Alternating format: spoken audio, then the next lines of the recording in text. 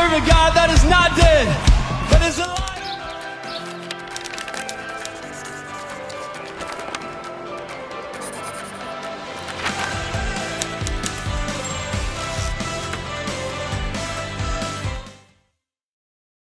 Baik, saya akan share screen dan kita sudah masuk kepada minggu terakhir dari seri khotbah Build. Ya, Build adalah satu seri khotbah dari Kitab Hagai. Kita tahu Kitab Hagai itu terdiri dari 2 pasal saja, dan selama 4 minggu ini berkisar di pasal 1, pasal 2.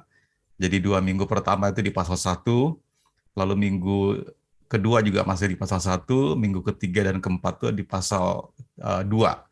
Dan hari ini kita ada di minggu keempat, dan saya akan menyelesaikan Kitab Hagai dari pasal 2, dan judul khotbahnya Tuhan yang mengatur. Ya, Tuhan yang berkuasa atau Tuhan yang mengatur. Jadi ini seri khotbah Build, kita membangun. Apa yang kita bangun? Kita membangun rumah Tuhan. Kita tahu bahwa ketika bangsa Israel setelah dari pembuangan, selama 70 tahun mereka kembali ke Yerusalem. Kemudian tahun pertama dan kedua memang mereka membangun Bait Allah ya. Tapi setelah tahun kedua, karena ada resistance ya, perlawanan dari raja-raja lokal setempat untuk menghentikan pembangunan itu, lalu mereka berhenti. Ya, tetapi berhentinya keenakan kelamaan ya. Sampai 15 tahun mereka berhenti, dan selama mereka berhenti itu mereka sibuk dengan urusan mereka masing-masing. Kita sudah bahas itu ya. Di minggu pertama kedua mereka sibuk dengan membangun urusan rumahnya masing-masing, dan mereka membiarkan Bait Allah tetap terlantar. Nah, aplikasinya, penerapannya dalam konteks kekinian kita sekarang ini, hal yang sama terjadi juga.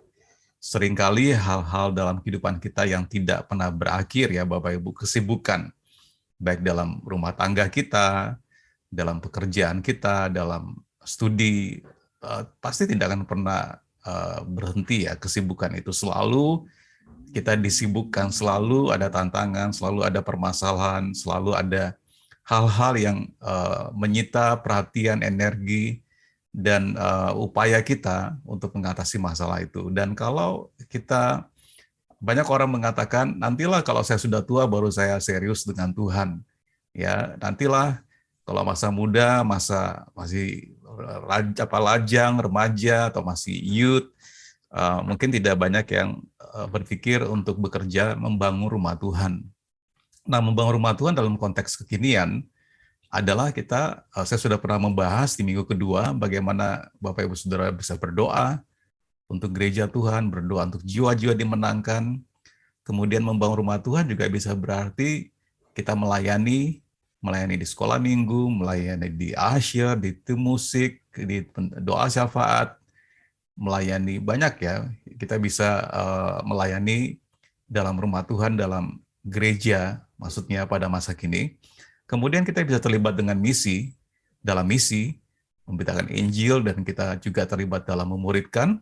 Kita memuridkan karena itu perintah Tuhan. Saya pernah singgung bahwa pekerjaan kita sebagai orang Kristen cuma 2 ya, menginjil dan memuridkan. Kalau Bapak Ibu sebagai profesional, ya usahawan, mahasiswa, siswa, pekerja, itu semua cuma panggung yang Tuhan berikan agar saudara bisa berjumpa dengan orang lain dan melayani orang lain. Kita bisa membangun rumah Tuhan dengan kita menginjil, kita memuridkan. Ya, oleh sebab itu saya sekali lagi mengajak Bapak Ibu, saudara-saudari semua, saudara harus terlibat. Apakah mendoakan rumah Tuhan, mendoakan jiwa-jiwa agar mereka dimenangkan.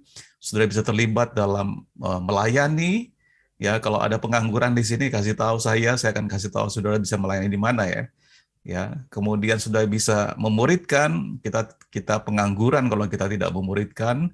Ya, meskipun sudah punya pekerjaan yang bagus, tapi pekerjaan kita sebagai orang Kristen penginjil dan memuridkan. Ya, lalu kemudian kita juga bisa mensupport secara biaya pekerjaan Tuhan. Jadi hal-hal itulah Bapak Ibu Saudara sekalian yang kita bisa lakukan dalam membangun rumah Tuhan. Nah, waktu orang Israel pulang dari pembuangan, mereka sibuk dengan urusan mereka masing-masing. Lalu akibatnya Tuhan menegur mereka dengan membawa kesulitan dalam kehidupan mereka. usaha mereka, pekerjaan mereka, mereka berharap banyak. Ini minggu lalu kita sudah bahas, tapi waktu mereka berusaha mengambil dari hasil pekerjaan mereka ternyata tidak seperti yang diharapkan. Nah, kenapa ini semua terjadi? Sebenarnya tujuan Tuhan menyebabkan hal-hal yang tidak enak dalam kehidupan kita, apakah dalam masalah keluarga, pekerjaan, studi, rumah tangga, hubungan yang Bapak Ibu Saudara-saudari bangun, Tuhan izinkan semua masalah itu untuk menarik perhatian kita untuk mencari Dia, datang kepada Dia. Karena masalah itu akan membuat kita mencari Tuhan. Kita menyadari bahwa dengan kemampuan kita sendiri, kita tidak mampu.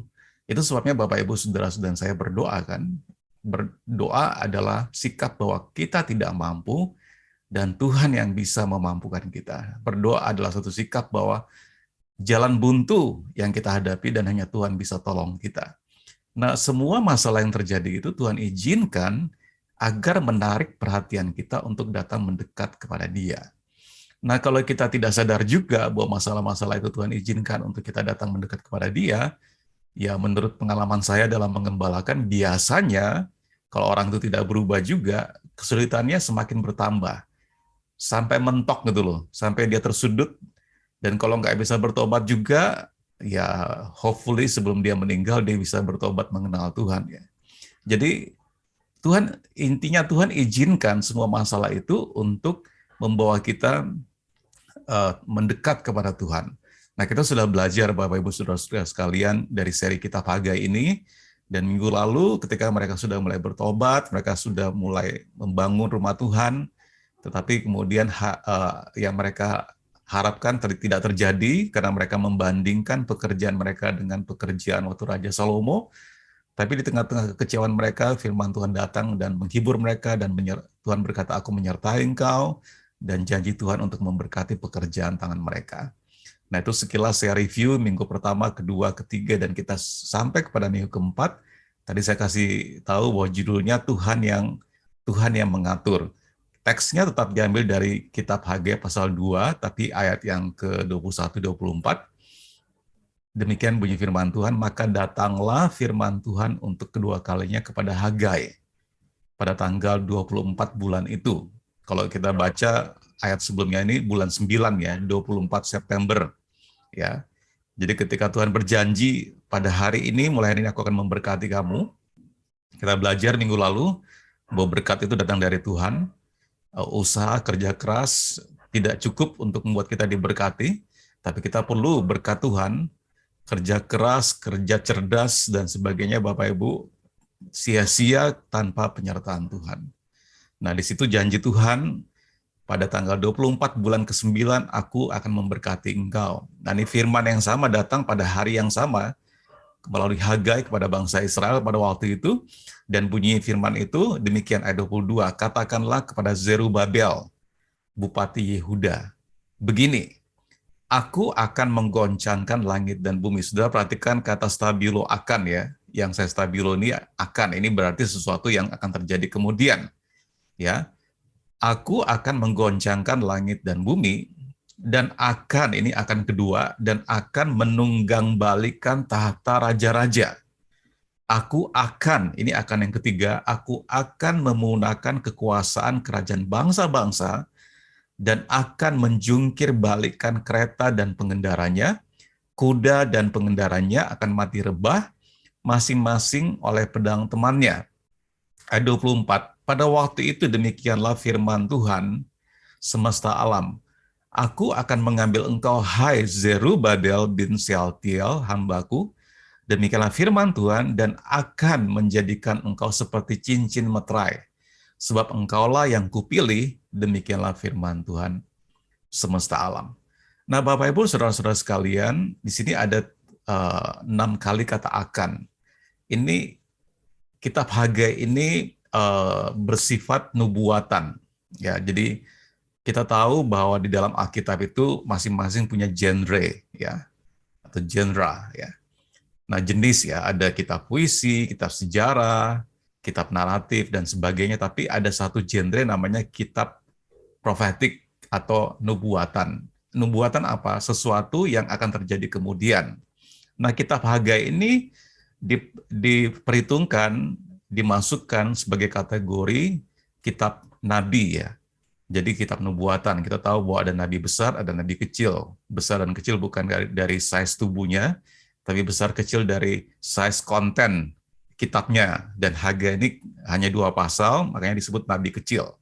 Nah, di sini di kitab Hagai ini sebagai kitab nubuatan, profetik akan terjadi kemudian. Nah, manusia selalu penasaran dengan waktu. Kapan ya? Kapan ya saya merit? Kapan ya saya dipromosikan? Kapan ya saya mengalami breakthrough? Kapan ya? Kita selalu ingin tahu tentang masa depan, ya. Ini wajar sekali Bapak Ibu Saudara sekalian, sebagai manusia kita selalu ingin tahu apa yang terjadi di depan kita. Nah, masalahnya Bapak Ibu Saudara sekalian, kita tidak boleh datang ke paranormal, dukun, nujum ya, untuk mengetahui masa depan kita, karena itu semua kekejian di depan Tuhan, karena kita berurusan dengan roh orang mati. Ya, Bapak Ibu tahu ya bahwa setiap dosa, kalau dibandingkan dengan dosa berurusan dengan roh orang mati, nujum, paranormal dan sebagainya, itu langsung kita frontal melawan Tuhan.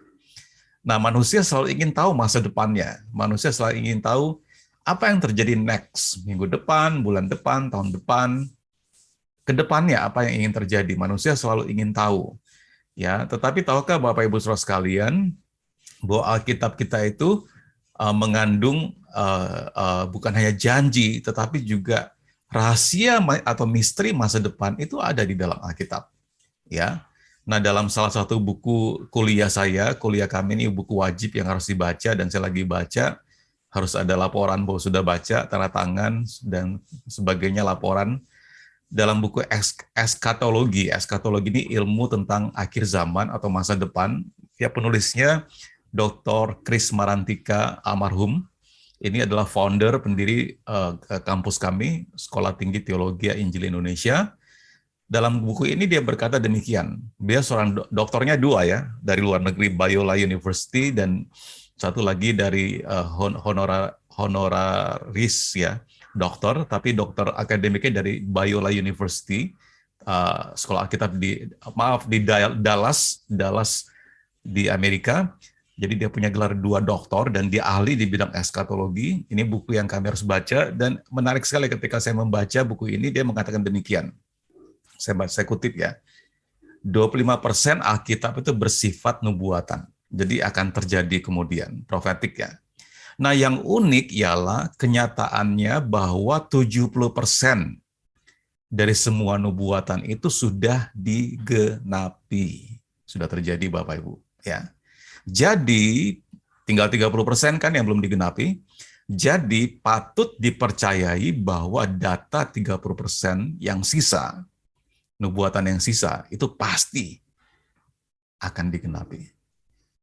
Nah, Bapak Ibu, tadi kan saya berkata manusia itu selalu ingin tahu masa depannya. Betul ya? Ingin tahu bagaimana nanti keluarga, Bapak yang saudara-saudari sini yang bangun keluarga, bagaimana nanti anakmu seperti apa, mereka akan jadi seperti apa, bagaimana nanti bisnis saya, investasi saya, masa depan saya, dan seterusnya. Kita selalu ingin tahu ya, bagaimana masa depan kesudahan dunia ini, kesudahan zaman ini seperti apa. Nah, alih-alih Bapak Ibu pergi ke paranormal, atau baca horoskop saudara, bacalah Alkitab. Ya. Karena rahasia dunia ini, masa depan kita, bagaimana dunia ini berakhir ini ada di dalam Alkitab. Ya, kan tadi sudah dikatakan bahwa 70% dari nubuatan itu sudah terjadi. Sisa 30%-nya ada di depan kita, kitab Wahyu ya. Itu akan terjadi. Pasti akan terjadi. Nah, kalau kita mempelajari Alkitab kita akan punya keyakinan, iman kita akan tumbuh bahwa kita semakin mempercayai firman Tuhan. Ya.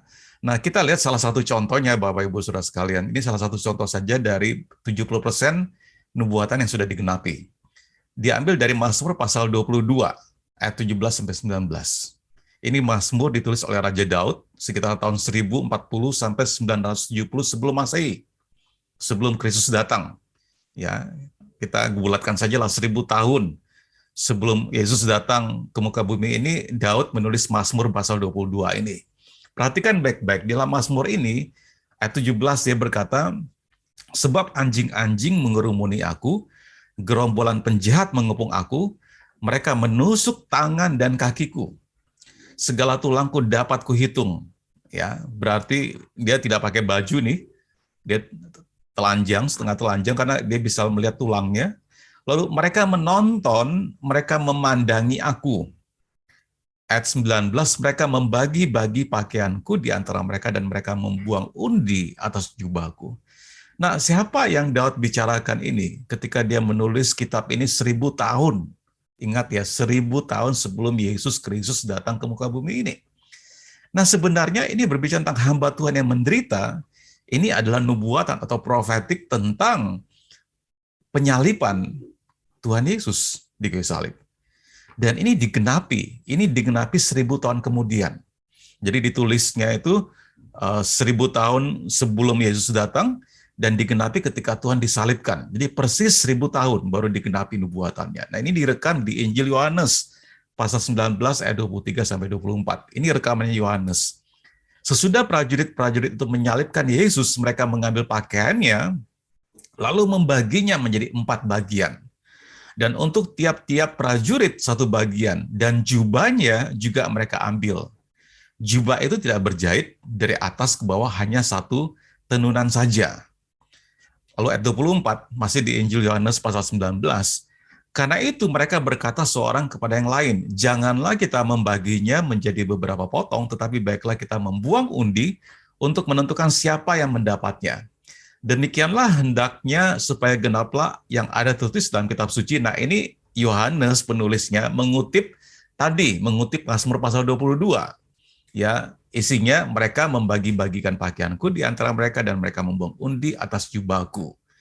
Hal itu telah dilakukan oleh prajurit-prajurit itu. Jadi Bapak Ibu Saudara-saudara sekalian, ini cuma salah satu contoh, satu ayat dari 70% kitab nubuatan atau firman nubuatan dalam Alkitab kita yang sudah digenapi. Nah, tentu saja ini yang menulis bukan manusia. Ya, seperti klaim orang-orang yang tidak setuju tentang kekristenan dan tidak setuju dengan Alkitab. Mereka berkata bahwa Alkitab itu karangan manusia. Tapi Bapak Ibu, ini salah satu bukti bahwa Alkitab ini bukan memang yang menulis manusia, tetapi Roh Kudus bekerja melalui penulisnya. Dan apa yang ditulis oleh Raja Daud 1000 tahun sebelum Yesus Kristus datang, itu terjadi ketika Tuhan Yesus disalibkan. Dan kita membaca di Injil, ini salah satunya di Injil Yohanes, juga ada di Injil lain, bagaimana tentara Romawi yang menyalibkan Tuhan Yesus itu membagi-bagi pakaiannya dan jubahnya diundi. Itu terjadi betul. Ya. Nah, by the way, Bapak Ibu, pertanyaannya ada satu pertanyaan yang menggelitik kita, kenapa ya tentara Romawi ini membagi-bagi pakaiannya Tuhan, bahkan jubahnya diundi supaya nggak usah dipotong? Ada nggak yang bisa dijawab di sini?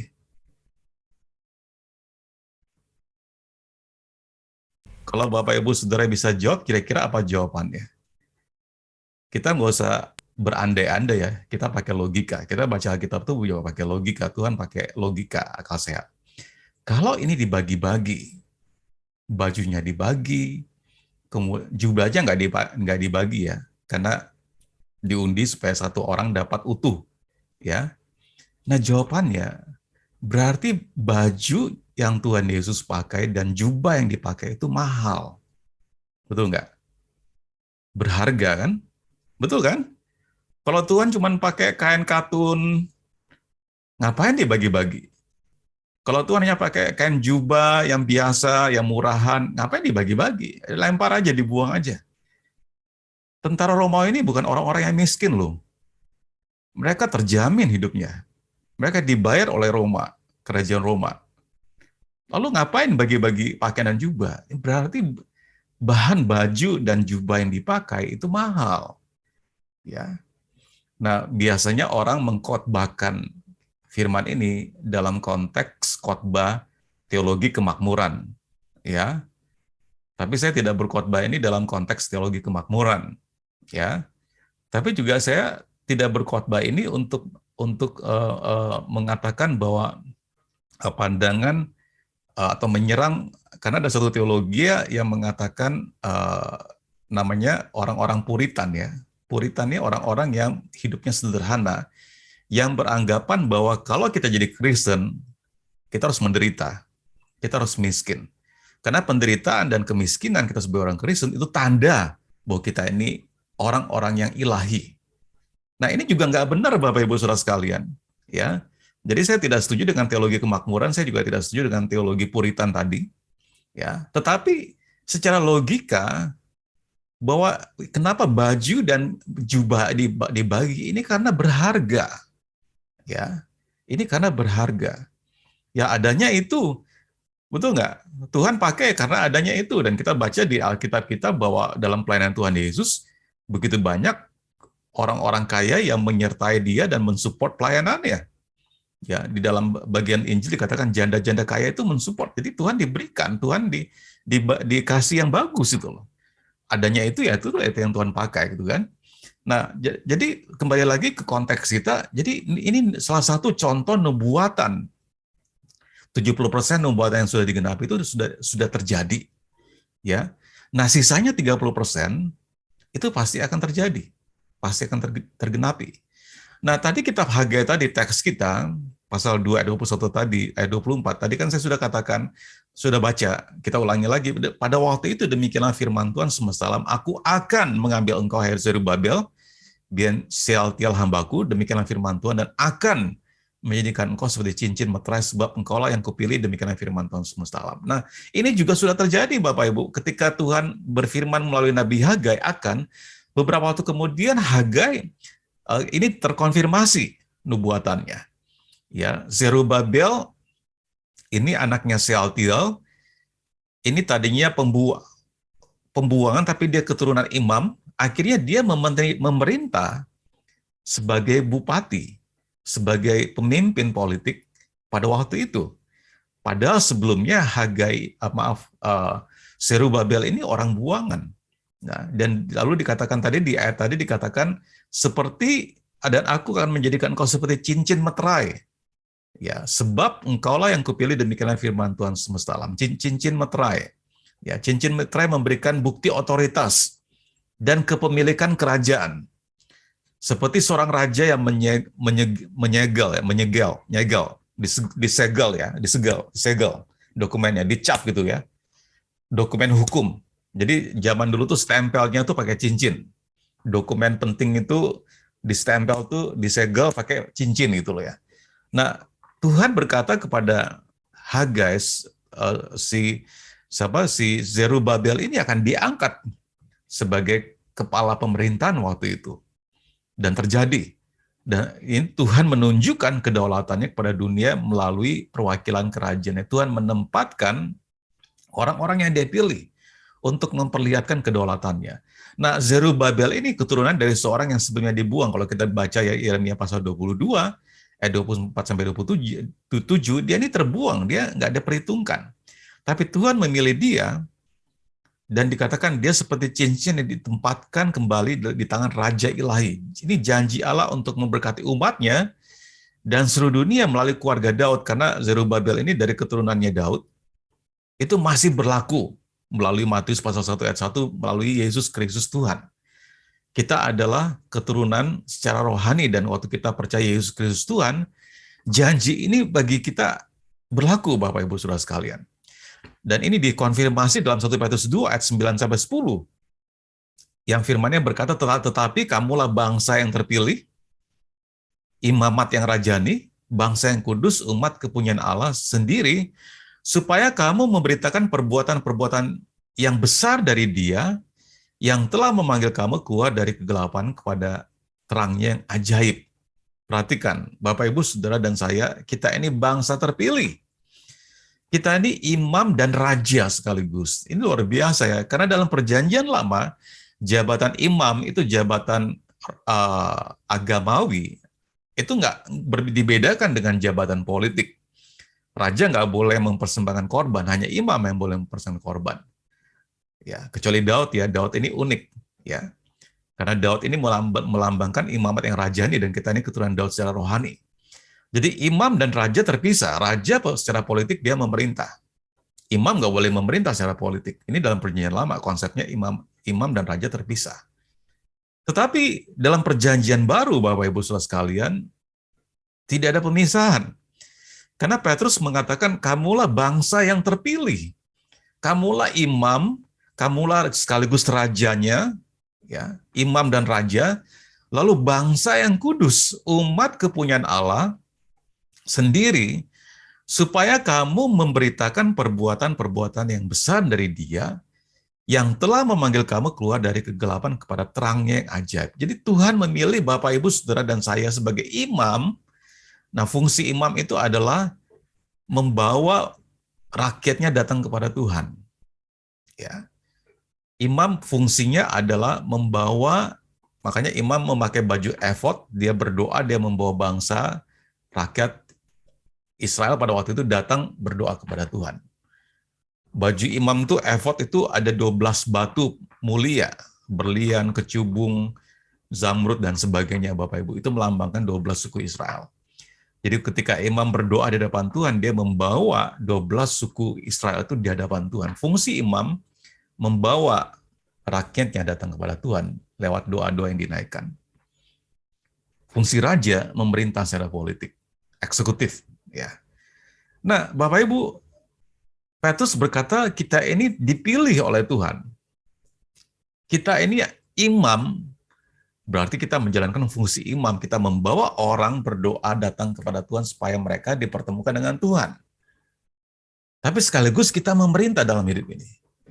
Itu sebabnya kamu terpilih, kamu ini imam dan raja bangsa yang kudus. Kita dikuduskan oleh Tuhan.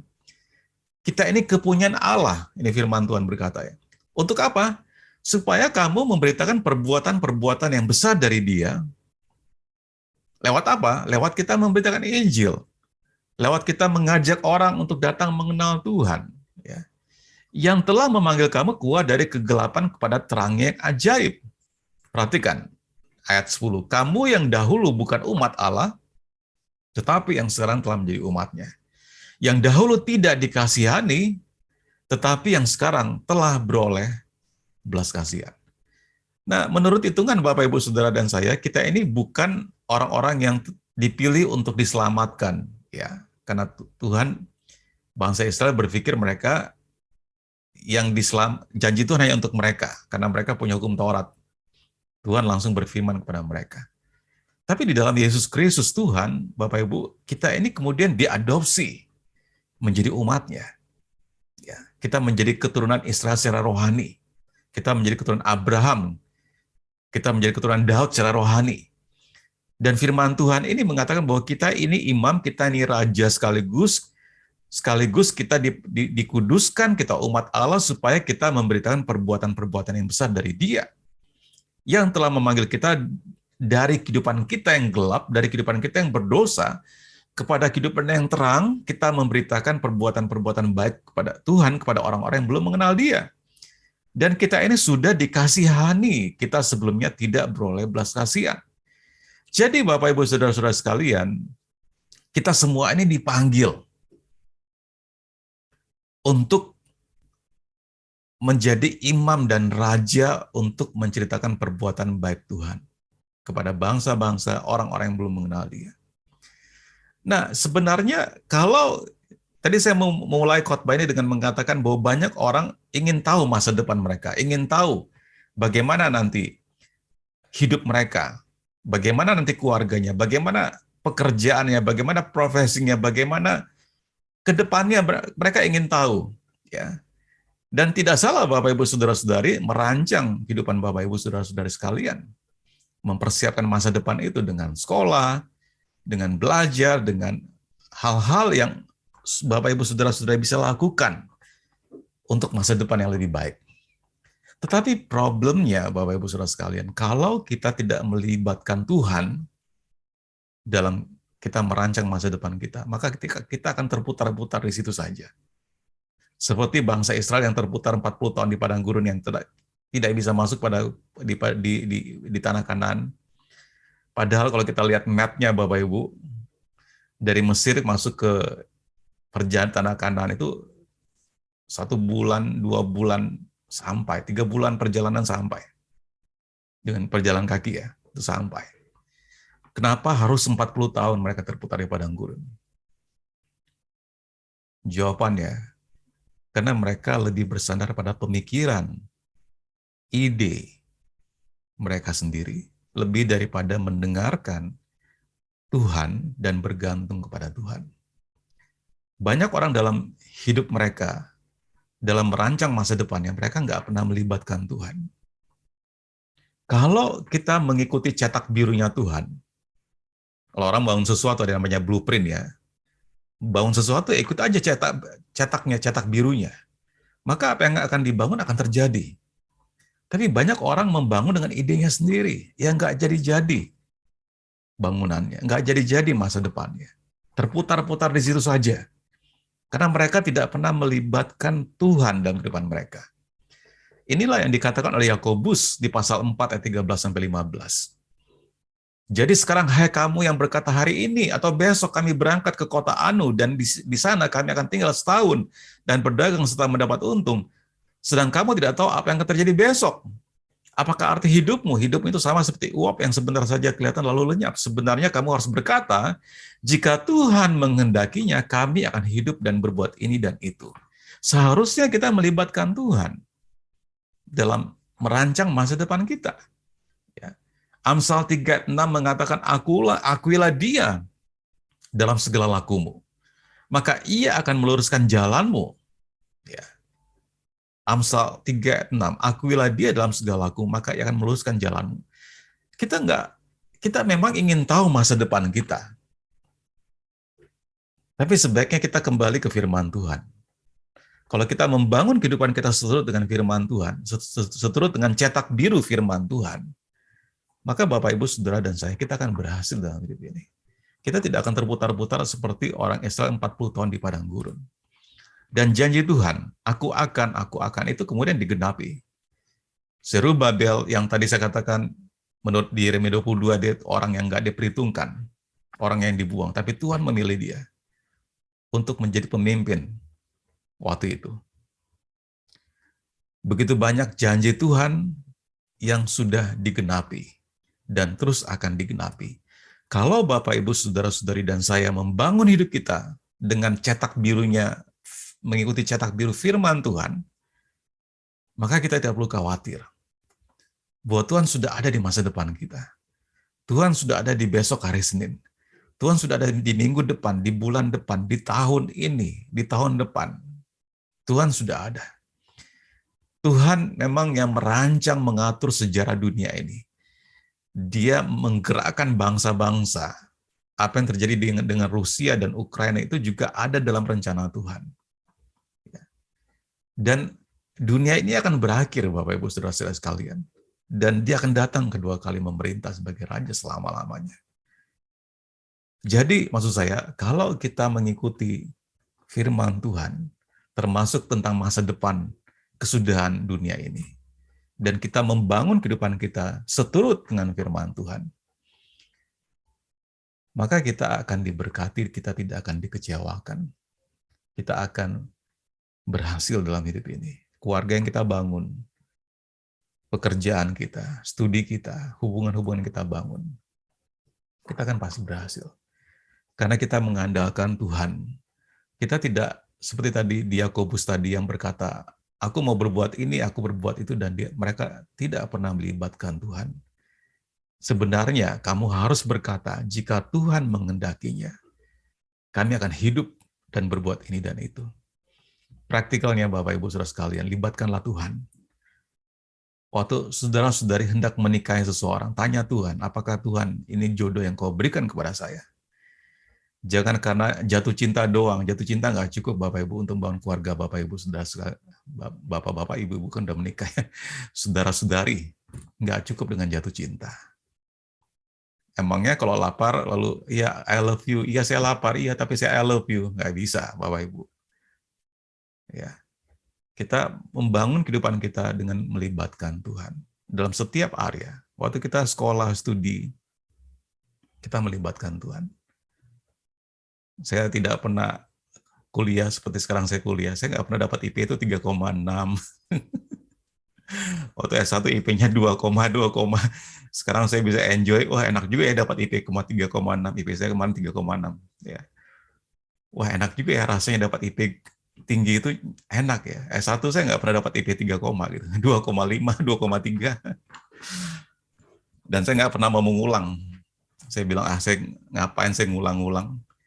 Saya kan jadi pendeta, itu nggak dibutuhkan tuh. Nilai IPK tinggi itu nggak dibutuhkan.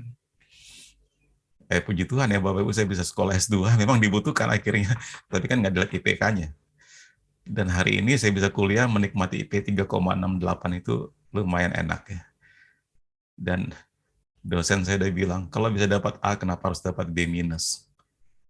Itu betul ya. Jadi maksud saya Bapak Ibu, konklusinya mari kita libatkan Tuhan. Dalam keluarga kita, dalam pekerjaan kita, dalam studi kita, maka Tuhan akan meluruskan jalan kita. Karena Tuhan yang berfirman, dia tidak pernah berdusta. Ingat ya, 70% nubuatannya sudah digenapi. Tinggal 30%. Masa depan kita.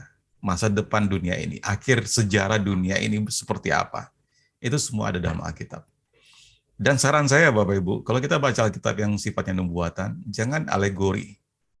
Alegori itu oh ini artinya warna merah, ini artinya ini, dan ungu itu artinya, oh kuda putih itu artinya, nggak usah. Tips yang paling dianjurkan membaca kitab nubuatan itu secara literal, maksudnya apa? Normal. Ya seperti itu ya, dikatakan seperti itu. Dan itu akan terjadi. Jadi bangunlah kehidupan kita di atas kebenaran firman Tuhan. Jangan bersandar kepada pengertian kita sendiri. Jangan bersandar dengan ide kita sendiri. Libatkan Tuhan, dan Tuhan pasti akan meluruskan jalan kita. Mari kita berdoa. Tuhan, mau berdoa untuk setiap jemaat-Mu ketika kami membangun rumah-Mu Tuhan. Kami sudah belajar dari kitab Hagai selama 4 minggu bagaimana kami membangun rumah-Mu.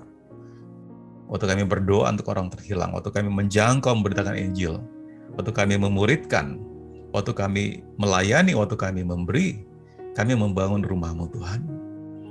Dan Engkau berjanji, jika kami membangun rumah-Mu Tuhan, Engkau berjanji untuk membangun rumah kami, membangun masa depan kami. Dan biar kami tidak bersandar dengan pengertian kami sendiri, merancang dengan kekuatan kami sendiri, tapi kami melibatkan Engkau dalam perancangan masa depan kami. Dan janji firman-Mu ketika kami merenungkan firman-Mu siang dan malam dan tidak menyimpang ke kiri dan ke kanan, tapi setia berpaut kepada Engkau, Engkau berjanji kami akan berhasil dan sukses dalam hidup ini. Terima kasih Tuhan, aku berdoa, karena Engkau Tuhan yang peduli akan keluarga kami, Engkau Tuhan yang peduli akan masa depan kami, Engkau yang peduli dengan pekerjaan kami, karir kami, apa yang kami kerjakan pada hari ini, Engkau peduli untuk memeteraikan perjanjian-Mu bahwa Engkau Tuhan yang setia kepada kami umat-Mu. Dan sudah selayaknya kami juga setia kepada Tuhan kami. Di dalam nama Tuhan Yesus Kristus kami berdoa, kami mengucap syukur untuk seluruh jemaat-Mu. Dari kebenaran firman ini merubah cara berpikir kami, berubah paradigma kami, dalam kami membangun, menjalani hidup kami. Di dalam nama Tuhan Yesus Kristus, semua yang percaya mengatakan amin. Tuhan berkati Bapak Ibu, saudara-saudari.